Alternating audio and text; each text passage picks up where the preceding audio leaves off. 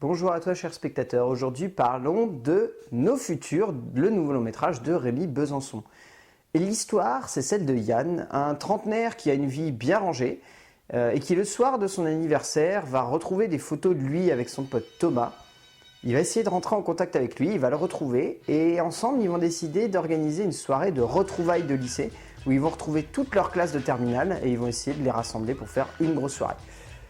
C'est très simpliste de résumer ce film à ça, mais c'est un peu l'essence même de la narration. C'est-à-dire que le film est bien plus complexe que ça et bien plus dense, comme souvent dans les longs métrages français. Mais là, ce n'est pas du pipeau, il est vraiment beaucoup plus complexe que ça. C'est pas évoqué, mais tout le film repose sur sa fin. On va développer ensuite un petit peu, mais tout le film repose sur sa fin. Rémi Besançon, c'est son 5e long métrage ici. C'est un réalisateur qui est surtout connu pour avoir réalisé Le premier jour du reste de ta vie, qui est très certainement l'une des plus belles productions audiovisuelles françaises depuis un bon petit paquet d'années, qui a rarement été égalée en matière de sentiments humains et en matière de raconter une histoire avec le plus d'émotions possible. Ce film était l'essence même de ce que devait être un long métrage émotionnel. Nos Futurs renouent littéralement avec cette idée-là, dans le sens où depuis ce temps-là, Rémi Besançon, on va dire, a réalisé un autre long métrage un petit peu plus simple et un film d'animation, Zara la girafe. Là, il revient vraiment à l'essence même de son cinéma et donc à un cinéma émotionnel. Et donc pour ça, quel est le mieux que d'accrocher ces personnages dans le monde réel, que d'accrocher ces personnages dans un réalisme tellement immersif pour le spectateur qu'on pourrait se dire « Ok, ça c'est moi ». Ça, c'est moi dans 10 ans, je me vois très très bien essayer de faire ça parce que j'aurai une part de moi qui sera nostalgique de mon passé. C'est beau, punaise. C'est beau parce que c'est en quelque sorte un American Pie version trentenaire nostalgique. Et version humain surtout, parce que American Pie c'est surtout un film de Quetard. Là, c'est un film humain. C'est un film qui est superbe au niveau de sa création émotionnelle, qui est superbe au niveau de son immersion dramaturgique, et qui est superbe au niveau de sa création des personnages, punaise, ces personnages. Le scénario est écrit par Rémi Besançon, Vanessa Portal et Jean-François Alain. Ce scénario, c'est certainement l'un des plus beaux écrits depuis un bon petit moment dans la production française.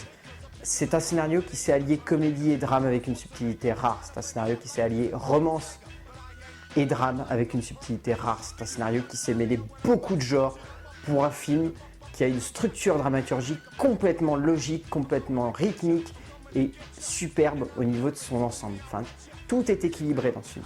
Tout est équilibré au niveau de son écriture. Ces trois scénaristes-là, c'est certainement les meilleurs scénaristes actuellement qu'on ait dans le genre de la comédie. Parce que on ne se tape pas le cul par terre devant Nos Futurs. On n'est pas non plus en train de pleurer constamment devant Nos Futurs. On est entre les deux. Il y a des moments où on est vraiment mort de rire parce qu'on trouve les scènes très drôles. Et il y a des moments tout simplement où on se pose un petit peu plus de questions. Et c'est l'essence même de ce que doit être un long métrage, c'est-à-dire faire en sorte que le spectateur sache se poser les bonnes questions au bon moment et ne soit pas là uniquement pour se marrer et simplement voir un film duquel il va ressortir en disant « Ah, je me suis bien tapé des barres, il y a des bons gros gags et puis c'est tout ». Là, il y a tout. Il y a tout.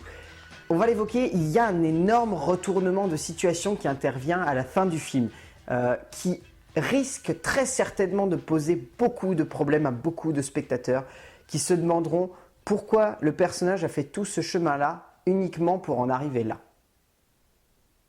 C'est l'essence même du film de Besançon. C'est de réfléchir sur des petites actions qui font réfléchir au passé. Et là, ce qui est très beau, c'est que ça nous raconte tout simplement l'histoire d'un homme qui n'a jamais pu se pardonner d'avoir laissé son passé partir. De l'avoir laissé comme ça et de ne pas l'avoir rattrapé quand il aurait dû. Et quand il aurait dû le saisir et en profiter au maximum et faire en sorte qu'il dure et qu'il ne s'arrête jamais. C'est superbe de ce point de vue-là. Besançon arrive très bien à le développer ensuite dans sa mise en scène. Sa mise en scène elle est très simple à Besançon. Il y a beaucoup de gens qui trouvent que sa mise en scène est classique. Sa mise en scène n'est pas classique, sa mise en scène est très simple. Elle sait faire en sorte de développer une situation avec beaucoup de justesse, avec beaucoup de finesse. Elle sait faire en sorte de développer les émotions au travers d'une continuité logique au niveau de sa scénographie, qui fait en sorte que parfois, il suffit juste d'un plan séquence pour faire naître une émotion, pour faire naître une nostalgie. Tout simplement, le plan où on voit Yann se souvenir de sa soirée de ses 18 ans et où on passe entre les différents personnages qu'on va ensuite revoir pendant tout le film, c'est du génie. C'est un plan séquence qui dure, qui fait le tour de la soirée. qu'on va retrouver ensuite dans une deuxième partie de film. Mais là, ce plan séquence, il est superbe, il est vraiment magnifique. En même temps, on ressent beaucoup d'émotions à la vue de ces personnages. Et en même temps, voilà, c'est simple, quoi. C'est un plan séquence et c'est dans une soirée. Mais c'est ça l'émotion de Besançon, c'est ça la mise en scène de Besançon, c'est de savoir créer de l'émotion sans forcément avoir besoin d'énormes artifices de mise en scène ou de scénographie. Il y a juste besoin simplement de générer une continuité émotionnelle qui va grimper, qui va grimper, qui va grimper et qui va redescendre qu'au moment où elle doit absolument redescendre, c'est-à-dire au moment où le spectateur doit peut-être faire son deuil, ou doit comprendre ce qui s'est passé, ou doit assimiler ce qui vient de lui arriver. C'est ça qui est beau avec ce genre de long-métrage, c'est que ça sait comprendre comment se servir de l'émotion pour faire en sorte que le spectateur soit au plus proche des personnages, soit au plus proche de ce qu'ils vont vivre, de ce qu'ils vont ressentir et de ce qu'ils vont tout simplement devoir subir pour grandir. Parce que là également aussi, le film c'est l'histoire de deux ados, d'un ado et d'un vieux, qui vont devoir apprendre à retrouver le juste chemin pour revenir au milieu, pour revenir à l'âge qu'ils sont et pour qu'ils profitent de leur jeunesse encore pour le peu qu'ils ont à en profiter. Au niveau du casting, alors forcément on retient surtout les deux acteurs principaux, donc on va parler du casting secondaire. Camille Coton, Ken Kojandi, superbe. Laurence Arnay, très juste aussi. Mélanie Bernier, parfaite. Roxane Mesquida, Zabou Breitman et Michel Lescaut, parfait. Tous ces acteurs-là sont parfaits, il n'y a rien à en redire là-dessus. Mais donc forcément on retient surtout les deux acteurs principaux, Pio Marmaille et Pierre Rochefort. Ces deux mecs-là, ils sont superbes. Pio Marmaille avait plus grand chose à prouver. Il a un vrai talent comique et ici, il est le vrai ressort comique du long métrage. Pierre Rochefort a ce génie de pouvoir jouer avec beaucoup de justesse à la fois la tendresse, l'émotion, la subtilité de certains moments de jeu et le rire.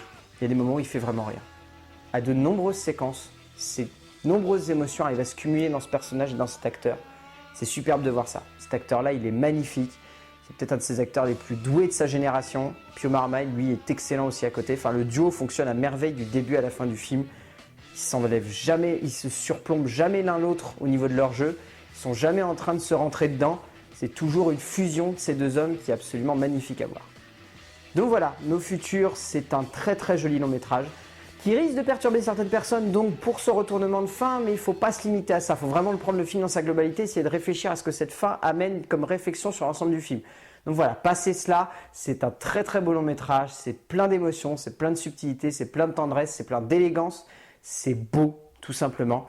Allez voir Nos Futurs de Rémi Besançon. Allez-y. A plus.